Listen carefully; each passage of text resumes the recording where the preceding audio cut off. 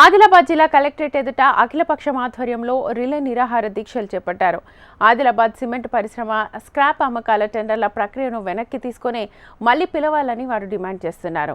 ఈ రిలే నిరాహార దీక్షలకు మాజీ మంత్రి జోగు రామన్న మద్దతు ప్రకటించారు. మరింత సమాచారాన్ని మా ప్రతినిధి శ్రీనివాస్ అందిస్తారు. ఆదిలాబాద్ సిమెంట్ పరిశ్రమ పునరుద్ధరణ కోసం అఖిలపక్షం ఆధ్వర్యంలో మలిదశ పోరాటానికి శ్రీకారం చుట్టారు. ఏప్రిల్ 4వ తేదీ వరకు ఆందోళన కొనసాగిస్తాం, రిలే నిరాహార దీక్షలు కొనసాగిస్తాం.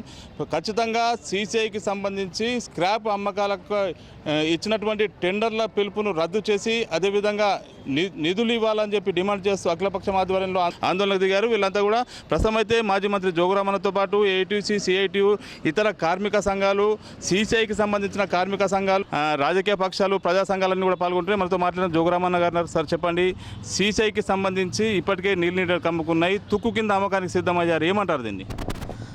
తుక్కు కింద అమ్ముకుంటున్నారని చెప్పి పేపర్ నోటిఫికేషన్ వచ్చినప్పటి నుంచి ఇదే గతంలో ఆల్రెడీ సీసీఐ సాధన సమితి ఉన్నదో అదే కమిటీ ఆధ్వర్యంలో ప్రెస్ మీట్లు, రౌండ్ టేబుల్ సమావేశాలు పెట్టి కేంద్ర ప్రభుత్వాన్ని హెచ్చరిక చేయడం వల్ల, ఎంపీ ఎమ్మెల్యేలను హెచ్చరిక చేయడం వల్ల తుక్కు కింద పెట్టినటువంటి టెండర్ని తాత్కాలికంగా రద్దు చేసుకున్నారు.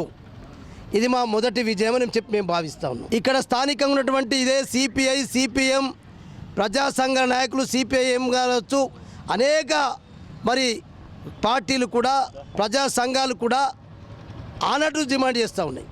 తర్వాత 11 ఏళ్ల నుంచి ఇలా భారతీయ జనతా పార్టీ ప్రభుత్వం వచ్చినాక వాళ్ళే ఎన్నికలప్పుడు చెప్పిండ్రు, వాళ్ళు గెలిచిండ్రు.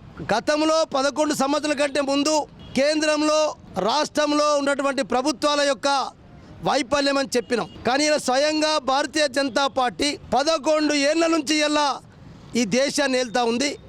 11 సంవత్సరాల నుంచి కూడా ఇక్కడ లోకల్గా పాయల్ శంకర్ గారు భారతీయ జనతా పార్టీలో పనిచేశారు. ఈ బడ్జెట్లో డబ్బు పెట్టిస్తామని చెప్పిన వ్యక్తి ఇలా నువ్వు తుక్కు కమ్ముతున్నాఅని చెప్పే మేము మళ్ళా ఈ కార్యక్రమాలు మొదలు పెడతా ఉన్నాం.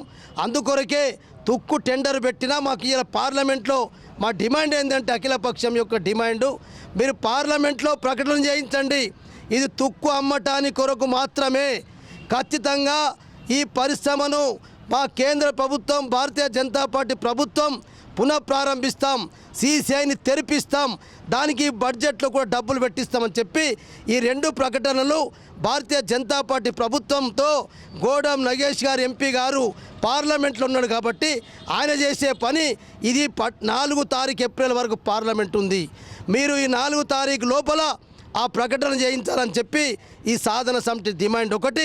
ఇది మీరు ఇచ్చినటువంటి హామీలే, 11 ఏళ్ల నుంచి మీరే ఉన్నారు కాబట్టి. ఇక్కడ అమిత్ షా వచ్చినప్పుడు ఆయన కూడా ప్రారంభిస్తామని చెప్పారు. నరేంద్ర మోడీ గారు తెప్పించావు అని చెప్పించలేకపోయావు, కానీ ఇప్పుడు మళ్ళా తెరిపిస్తామని చెప్తున్నావు కదా. నువ్వు కూడా ఆనాడు మా బీఆర్ఎస్ పార్టీ ప్రభుత్వం మేము ఈ రీఓపెనింగ్ కొరకు, పునః ప్రారంభానికి కొరకు రాష్ట్ర ప్రభుత్వం యొక్క ఏ సహాయ సహకారాలు కావాలనో, మా రాష్ట్ర ప్రభుత్వం ఫైనాన్షియల్ ఏం సపోర్ట్ కావాలని చెప్తే మేము అన్ని రకాల సహకారాలు అందించేది కూడా పేపర్ ప్రకటన ద్వారా ఆనాటి కేంద్ర భారీ పరిశ్రమ శాఖ మంత్రి అనంత గీతే గారు ఇప్పుడు ఆయన స్వర్గస్థులైనారు, ఆయనకి ఇచ్చినాం. దాని రికార్డ్స్ కూడా అన్నీ ఉన్నాయి. కాబట్టి నువ్వు ఇవాళ అసెంబ్లీలో మళ్ళీ ఇప్పుడు కాంగ్రెస్ పార్టీ ప్రభుత్వం ఉంది, ఆనాడు బీఆర్ఎస్ పార్టీ ప్రభుత్వం ఏ హామీలు ఇచ్చిందో, సీసీఐ కొరకు ఏ సహాయ సహకారాలు అందిస్తామని చెప్పిండ్రో, నువ్వు ఇలా రేవంత్ రెడ్డి గారి ప్రభుత్వంతో కూడా అసెంబ్లీలో ప్రకటన పాయల్ శంకర్ గారు చేయించి. గడిచిన 25 ఏళ్లుగా ఉద్యమాలు కొనసాగుతున్నాయి. సీసీఐ పునరుద్ధరణ జరిపించాలి, ఖచ్చితంగా నిర్వాసితులకు న్యాయం జరగాలి, అదేవిధంగా కార్మికులకు ఉపాధి అవకాశాలు కల్పించాలని అనేక డిమాండ్ల నేపథ్యంలో ఆందోళన సాగినాయి. ఇప్పటికే ప్రస్తుతం అధికారంలో ఉన్న 2 ప్రభుత్వాలు కూడా సీసీఐపై ఎన్నికల సమయంలో అనేక రకాల హామీలు ఇచ్చారు. వాటిని తుంగలో తొక్కి మళ్ళీ టెండర్లను పిలవడం ఏంది అని చెప్పి ఖచ్చితంగా సీసీఐని మళ్ళీ పునఃప్రారంభించే దిశగా చర్యలు తీసుకోవాలి. లేని పక్షంలో ఆందోళన మరింత ఉధృతం చేస్తాం. వచ్చే ఏప్రిల్ 4వ తేదీ వరకు రిలే నిరాహార దీక్షలు ప్రతిరోజు కూడా కంటిన్యూ చేస్తామని చెప్పి చెప్తున్న పరిస్థితి.